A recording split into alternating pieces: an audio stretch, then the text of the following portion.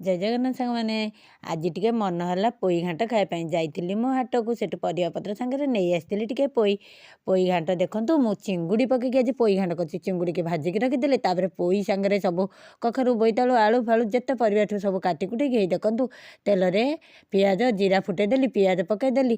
ପିଆଜ ଟିକେ ଭାଜି ହେଇଗଲା ପରେ ପରିବା ସବୁ ଆମେ ତା ଦେହରେ ପକେଇଦେବା। ଟମାଟୋ ବି ପକେଇଦେଲି। ଟମାଟୋଟା ଟିକେ ସନ୍ତୁଳି ହେଇଗଲା।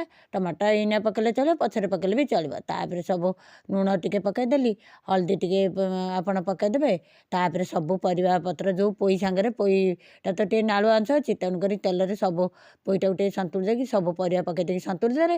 ତାପରେ ବାଟି ଦେଇଥିଲି ମୁଁ ବେସର ବାଟି ଦେଇଥିଲି। ସେଥିରେ ବେସର ଏଇ ଲୁଣ ହଳଦୀ ବେସର ପକେଇ ଦେଇକି ତାକୁ ଘୋଡ଼େଇ ଘୋଡ଼ା ଦେବେ। ହେଇଗଲା ଆମର ଦେଖିପାରୁଥିବେ ପ୍ରସ୍ତୁତ ହେଇଗଲା। ଏଇନାକେ ସବୁ ଲଙ୍କାଗୁଣ୍ଡ ପଙ୍କାଗୁଣ୍ଡ ସବୁ ପ୍ରସ୍ତୁତ ହେଇଗଲା ପୋଇ ଘାଣ୍ଟ। ମନେ କରିତେ ହେଇଗଲା 5 ମିନିଟ୍ରେ ପୋଇ ରେଡ଼ି।